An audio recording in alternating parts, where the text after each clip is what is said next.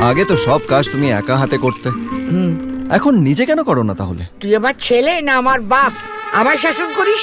Welcome to the hermit. কিছু বছর ধরে বাংলা ছবিতে একটা রিলেটেবল ফ্যাক্টর মিসিং ছিল। বাংলা সিনেমাগুলো দেখলে মনে হতো কোনো অন্য কমিউনিটির গল্প বলছে। ফরেন লোকেশন, 5 স্টার হোটেলের মতো ঘর, বোঝার বাইরে কয়েকটা গান, আর না হলে সাউথ কিংবা হিন্দি ছবির সস্তা রিমেক করে ছবি হতো। সেই জন্য অডিয়েন্সরাও হলে যেত না। কিন্তু রিসেন্ট টাইমে দেখছি আমাদের সাধারণ দর্শকদের কথা মাথায় রেখে ছবি বানানোর চেষ্টা চলছে, যেটা সত্যিই একটা পজিটিভ দিক। আরই সিনেমা ট্রেলারটা দেখলাম, যার কোর গল্পটা বেশ ভালো। একজন বয়স্ক মহিলা যার বয়সকালে স্মৃতিভ্রম হয়েছে, যেটা আমি অন্তত আমার নিজের অনেক রিলেটিভের মধ্যে দেখেছি।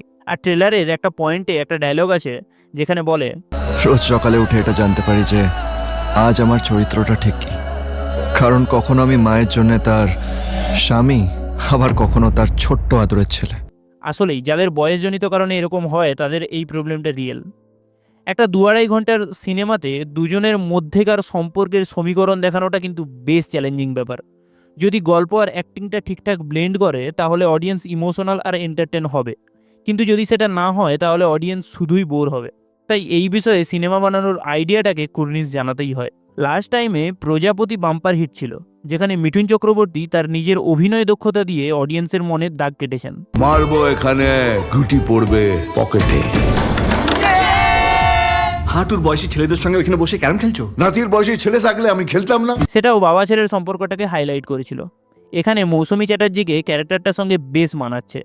কথায় বলে বয়স হলে তার আচরণ বাচ্চাদের মতো হয়ে যায়, বিশেষ করে এই স্মৃতিভ্রমের কেসগুলোতে তো এরম হয়ই। সেক্ষেত্রে মৌসুমী চ্যাটার্জি এই বয়সে এসেও তার এত স্বতঃস্ফূর্ত ব্যক্তিত্ব যে যখন যখন তাকে স্ক্রিনে দেখাচ্ছে দারুণ লাগছে দেখতে। করে না রাগুনি, খেতে দেবো বেগুনি। আপনার মতো সিরিয়াল বুড়ির বাড়িতে না কখনো কেউ কাজ করবে না, আমিও করবো না, চললো। যা, ও হাল ছাড়বে না, হালিও কি একদিন ছেড়ে যাবে। তোমাকে না মাঝে মাঝে সহ্য করা যায় না। এই, তুই কি সহ্য করবি রে? আমি নিজেকেই বেশিক্ষণ সহ্য করতে পারি না। তুমি জানো আমার বাড়ি কোথায়? না, আমিও জানি না আমার বাড়ি কোথায়। যশ দাশগুপ্ত তার ছেলের ক্যারেক্টারটা প্লে করছে। এখানে দুটো ক্যারেক্টার দুজনের পরিপূরক। ফুটবল ক্রিকেটের মতো সিনেমাটাও একটা টিম গেম, সেখানে প্রত্যেকেই নিজের নিজের কাজটা ঠিক করে করতে হয়। যশ যেন এখনো নিজের খোলস ছেড়ে বেরোতে পারছে না। আমি মাকে ছাড়া বাঁচতে পারবো না, রোহিত। মা ছাড়া আমার কেউ নেই।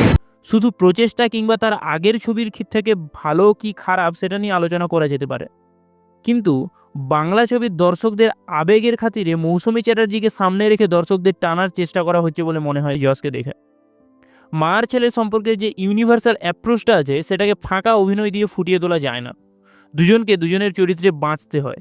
মায়ের চরিত্রটাকে মা হয়ে উঠতে হয়, আর ছেলের চরিত্রটাকে ছেলে। আমি আশা করব সিনেমাতে একটু হলেও সেটা হবে।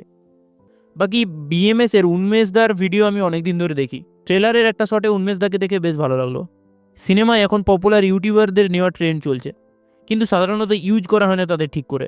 তো দেখি এখানে উন্মেষ দাকে দিয়ে কি করায়। আমার একটা বাচ্চা ছেলেও আছে, আর আমার বর এয়ার ফোর্সের অফিসার। মারবে এখানে আর লাশ পড়বে ভুটানে, ভুটানে পড়বে। তো এখানেই শেষ করি। ভিডিওটা ভালো লেগে থাকলে লাইক করো।